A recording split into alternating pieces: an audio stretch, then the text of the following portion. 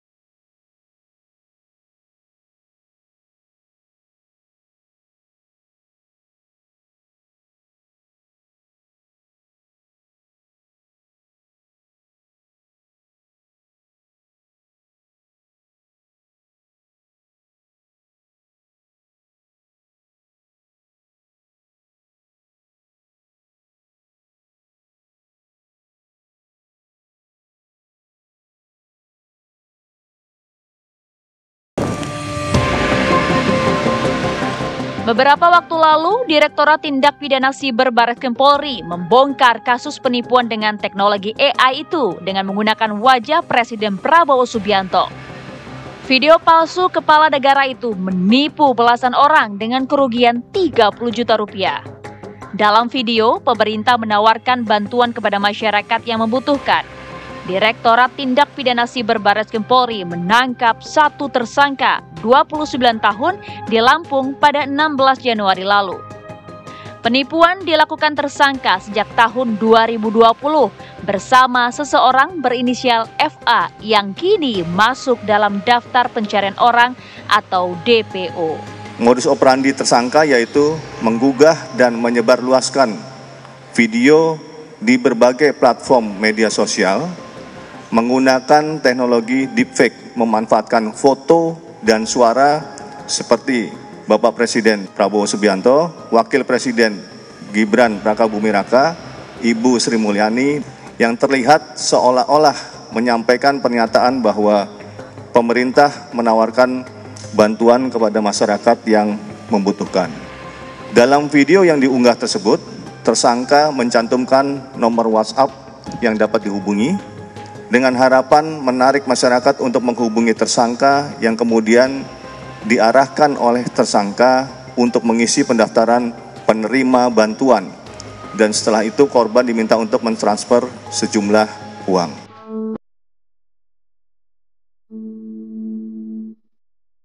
Tak hanya itu, Direktorat Reserse Siber Polda Metro Jaya juga menangkap 2 pemalsu buku tabungan yang dibuat dengan bantuan aplikasi AI. Keduanya ditangkap di Denpasar, Bali dan di Labuan Batu Selatan, Sumatera Utara.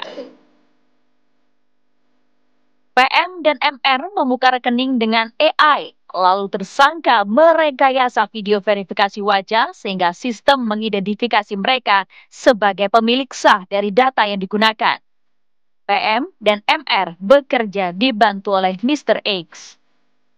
Mr. X orang yang memberikan data untuk pembuatan rekening hingga bertransaksi. Dalam proses hubungan antara X, MR, dan PM ini, tersangka MR mendapatkan keuntungan 5-10 juta rupiah, kemudian tersangka PM mendapat keuntungan 300-500 ribu rupiah. Dan Mr. X inilah yang memberikan data kepada MR. Data apa tadi? Data ada sebuah nama, tempat tanggal lahir, jenis kelamin, pekerjaan, alamat, nama ibu kandung. Kemudian setelah akun itu jadi, diserahkan ke Mr. X, ya, digunakanlah untuk transaksi. Jadi akun kartu kredit ya, kartu kredit. Menurut kriminolog Adrianus Meliala, teknologi ini membawa dampak serius karena masyarakat masih mudah terpengaruh oleh informasi yang terlihat meyakinkan. Kasus ini lalu memunculkan suatu respons yang luar biasa terkait dengan ancaman deepfake. Jadi saya kira ketika pelaku ya memilih wajah Pak Prabowo dipakai sebagai ikonnya gitu ya, itu saja sebetulnya sudah memunculkan satu keterkejutan bahwa ini nggak main-main nih, yang dipilih adalah wajah kepala negara gitu ya. Maka dengan sendirinya kemudian kasusnya menjadi punya magnet politik ya, bukan hanya magnet kejahatan tapi magnet politik untuk kemudian orang segera bereaksi dan mencoba untuk mencari solusi. Ini baik sebagai pembelajaran ke depan. Wajah presiden saja ya dikerjain, apalagi wajah kita sebagai masyarakat. Dan itu lalu saya pikir akan mempercepat upaya kita untuk menangani, jangan sampai lalu kejahatan deepfake ini kemudian akan makin merajalela.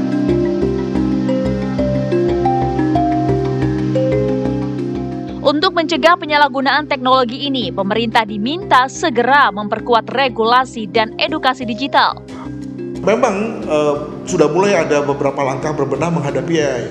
Tapi ternyata kasus deepfake ini memberikan satu kenyataan pada kita, kenyataan yang breathtaking ya, kenyataan yang mengejutkan.